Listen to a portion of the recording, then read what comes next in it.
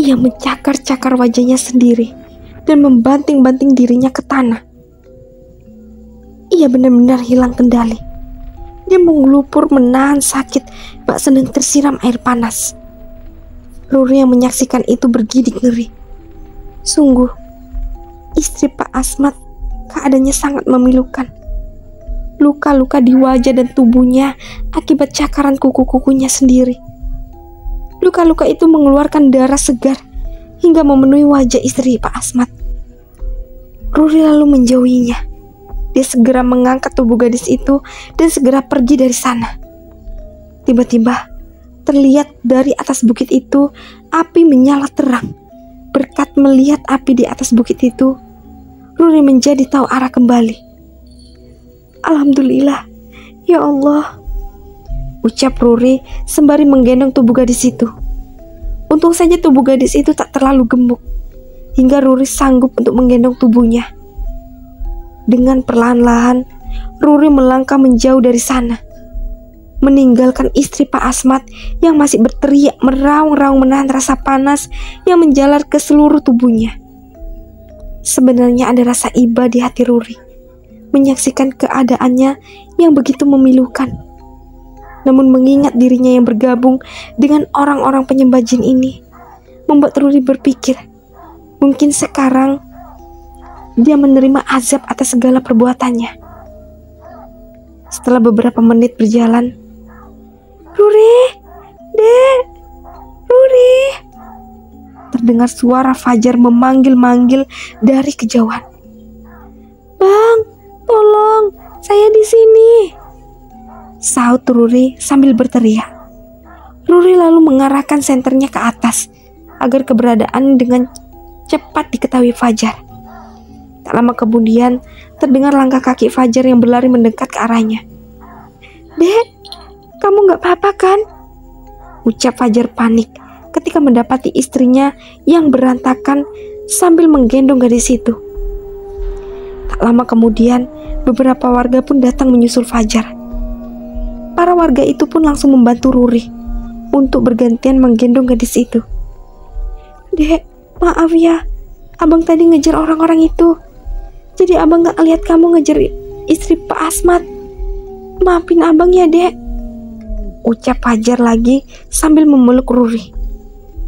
Enggak apa-apa bang, aku baik-baik aja kok, ucap Ruri. Di mana istri Pak Asmat, Dek? Apa yang terjadi? Tanya Fajar. Seketika Ruri baru menyadari bahwa suara raungan dan tangisan telah terhenti. Bang, istri Pak Asmat tadi kesurupan bang. Tadi dia teriak-teriak, sekarang suaranya udah gak ada, ujar Ruri baru menyadari suara istri Pak Asmat menghilang. Di mana, Dek? Ayo kita lihat. Di sana bang, tunjuk Ruri ke satu arah. Fajar pun langsung berlari sambil menuju arah yang ditunjuk Ruri. Ruri pun mengikuti Fajar untuk kembali ke tempat itu. Setelah sampai di tempat tadi, terlihat istri Pak Asmat sudah tak sadarkan diri. Kondisinya sangat mengenaskan. Bahkan tubuhnya nyaris bugil saat ditemukan. Beberapa warga yang ikut pun langsung berusaha menutupi tubuh istri Pak Asmat dengan pakaiannya yang tadi dilemparkan olehnya. Setelah dilakukan pengecekan, ternyata ia masih hidup. Warga pun segera mengangkatnya menuju perkampungan itu. Kita apakan Pak Asmat, sis? Tanya Gama pada Siska yang sudah selesai membantu mengobati para warga. Keduanya duduk beristirahat sambil menatap bangunan dan altar yang sudah hangus terbakar. Aku ingin menyeretnya ke hutan selatan, Gam. Biarlah dia membusuk di sana. Aku khawatir jika dia ditangani oleh hukum, pasti akan bebas suatu saat nanti. Dan dia pasti menyebarkan ajaran ini pada orang-orang dan masyarakat sekitar. Jawab Siska. Baiklah, aku setuju. Apalagi orang yang masuk ke hutan selatan tidak akan bisa keluar tanpa memiliki hati yang bersih, ucap Gama. dia nggak akan bisa keluar dari sana, Gam. Karena hatinya begitu keras. Aku hanya ingin mengamankan Pak Asmat sebelum dia kembali meracuni masyarakat.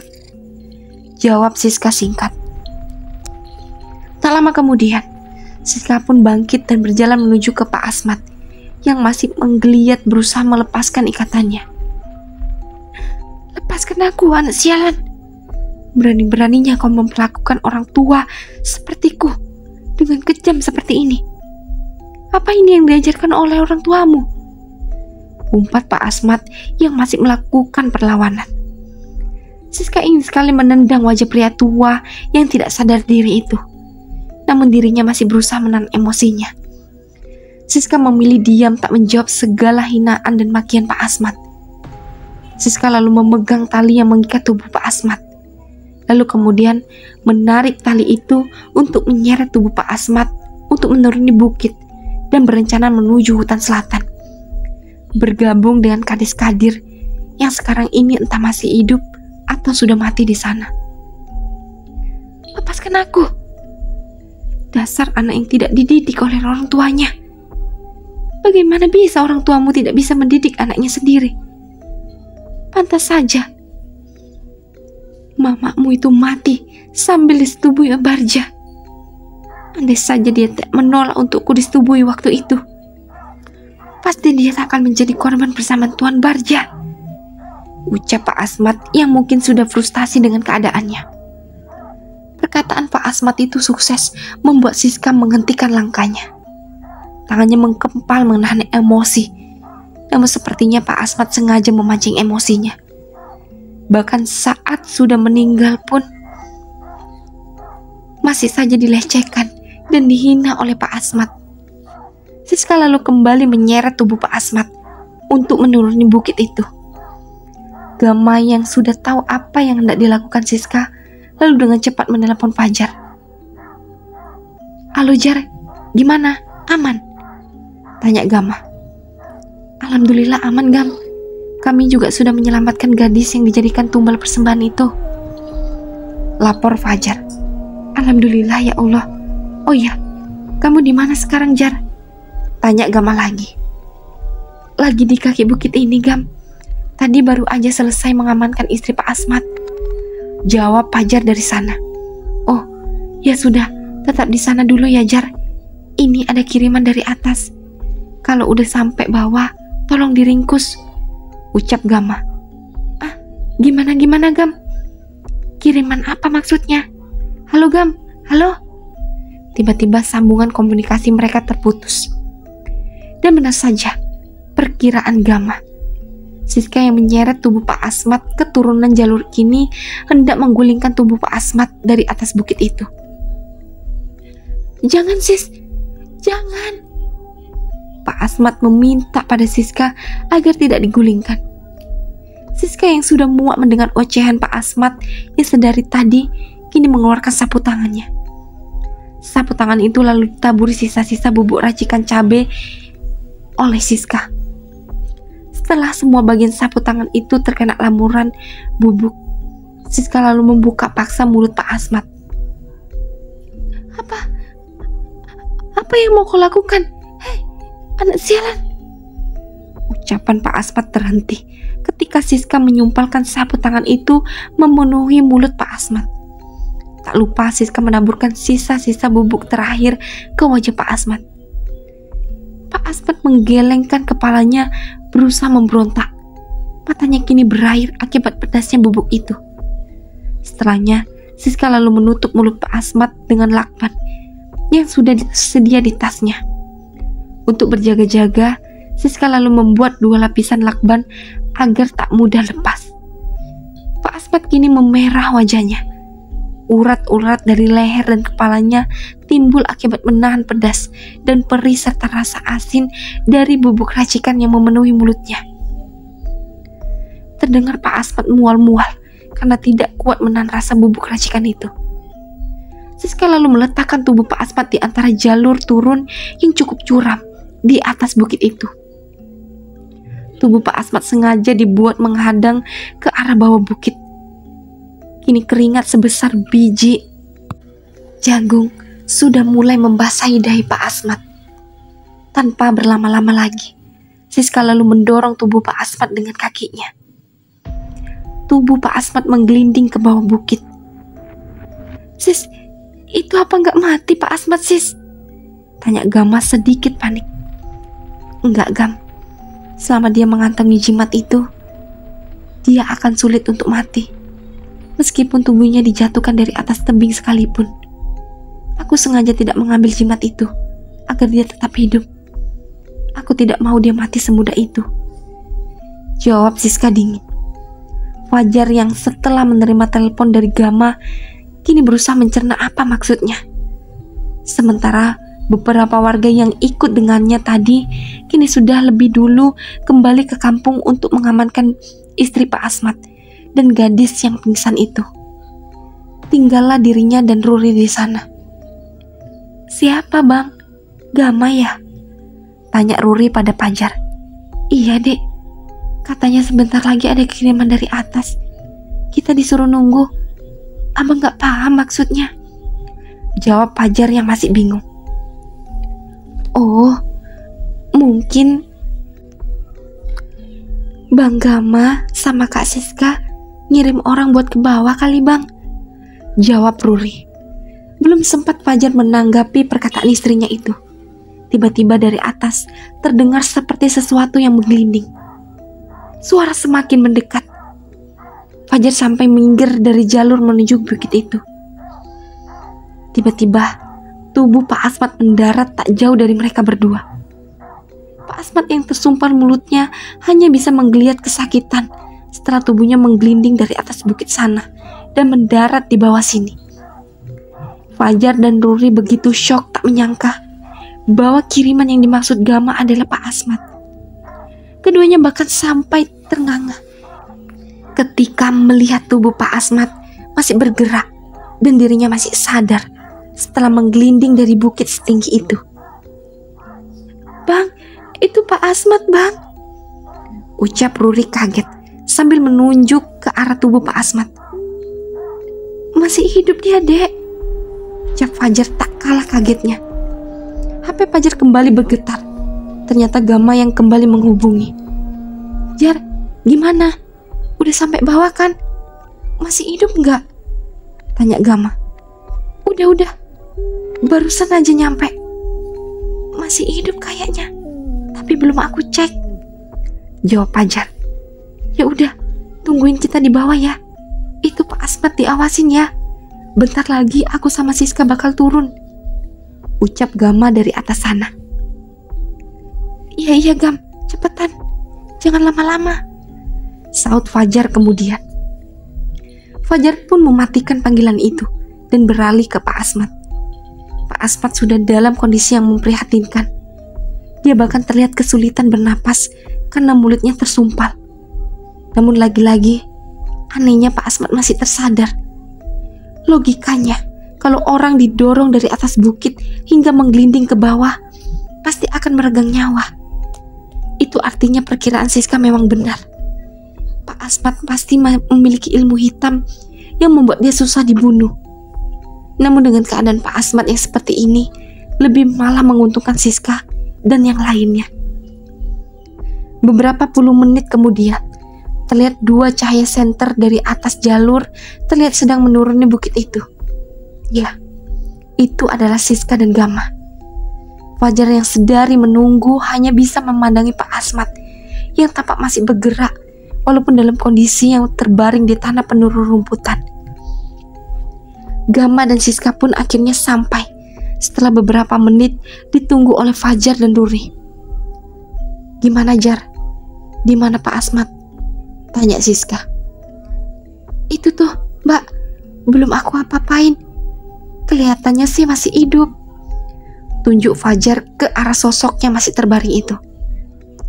Siska pun mendekat ke arah Pak Asmat dan dengan memaksa kembali menyeretnya. Siska sudah seperti menyeret karung saja. Melihat itu, Gama dan Fajar pun langsung berinisiatif membantu Siska. Keduanya hendak mengangkat tubuh Pak Asmat agar Pak Asmat berjalan sendiri saja. Pak Asmat seperti ingin berteriak, namun tertahan karena mulutnya tersumpal. Ternyata kaki kiri Pak Asmat patah karena menggelinding dari atas bukit tadi. Lengkaplah kini penderitaan Pak Asmat. Kini Gama dan Fajar yang bergantian menyeret Pak Asmat menuju kampung. Sis, kalau kita ke bawah, ke hutan selatan, gimana nanti kalau warga nanya? Apa kita harus memberitahu mereka? Tanya Gama tiba-tiba. Namun ada benarnya juga. Iya ya Gam, para warga kan belum tahu mengenai hutan selatan. Apa sebaiknya kita beritahu saja mereka? Ucap Fajar menanggapi. Sebenarnya aku juga bingung Gam, Jar. Kalau kita beritahu, apa mereka akan percaya? Tapi kalau kita nggak beritahu, nanti pasti mengira kita menyembunyikan sesuatu dari mereka.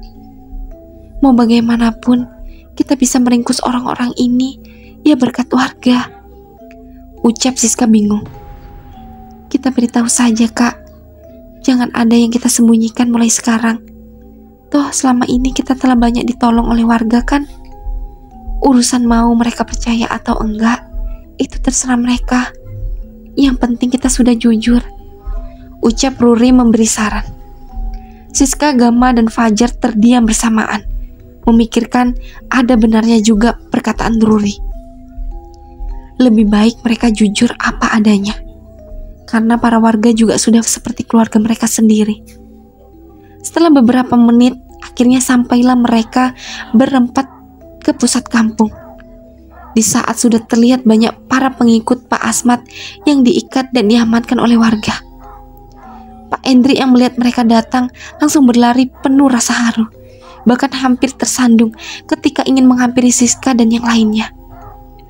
Alhamdulillah, kalian selamat nak, ucap Pak Endri sambil memeluk Gama dan Siska bersamaan. Pria gemuk itu terlihat meneteskan air mata karena terharu atas keberhasilan mereka malam ini. Istri Pak Hendrik juga menangis haru menyambut kedatangan Siska dan Gama. Suasana malam itu penuh dengan tangis bahagia karena perjuangan mereka dalam menumpas kemungkaran di kampung ini telah berbuah manis. Itu siapa? Ucap Pak Hendrik terkejut melihat manusia yang diseret oleh Fajar. Ini Pak Asmat Pak. Dia sudah dihajar habis-habisan oleh Siska, jawab Gama sambil membanggakan Siska. Astagfirullah Asmat, ku bilang juga apa? Tobat Mat, tobat. Sekarang kamu terimakan ganjaran atas perbuatan kamu itu, ujar Pak Hendrik kesal. Namun sekesal-kesalnya Pak Hendrik, tetap saja Pak Asmat merupakan bekas kawan baiknya. Meskipun berbeda desa, tetapi Pak Hendrik dan Pak Asmat sudah berteman sejak lama. Pak Hendrik yang memiliki sifat tak tegaan ini pun sambil menitikkan air mata melihat kondisi sahabatnya itu. Pak Hendrik tetap menyuruh pihak medis untuk memberikan pertolongan untuk Pak Asmat. Ngapain lo Pak? Si Pak Asmat ditolong. Kamu gak ingat apa perbuatan dia selama ini ke kamu gimana? Istri Pak Hendrik menggerutu kesal pada suaminya itu. Biarkan saja Bu. Anggaplah ini kali terakhir Bapak menolong dia sebagai teman. Setelah ini, terserah dia mau diapakan oleh Nak Siska. Bapak akan serahkan semua keputusan kepada Nak Siska dan yang lainnya, jawab Pak Hendrik lembut kepada sang istri. Para warga yang tersisa kini mulai membantu warga lainnya yang di atas bukit untuk memboyong semua para musuh yang berhasil dibekuk. Rencananya setelah semuanya selesai, Pak Hendrik akan menghubungi Pak Ijul. Lalu setelah itu, Pak Ijul akan membawa para polisi untuk menghukum orang-orang yang terlibat dalam sekte sesat ini. Dan terkhusus untuk Pak Asmat sendiri, Siska, Ruri, Gama, serta Fajar akan membawanya ke hutan selatan dan dibiarkan seperti Kades Kadir akan selamanya tinggal di hutan selatan dan tidak akan bisa keluar sampai kapanpun itu. Itulah akhir ceritanya.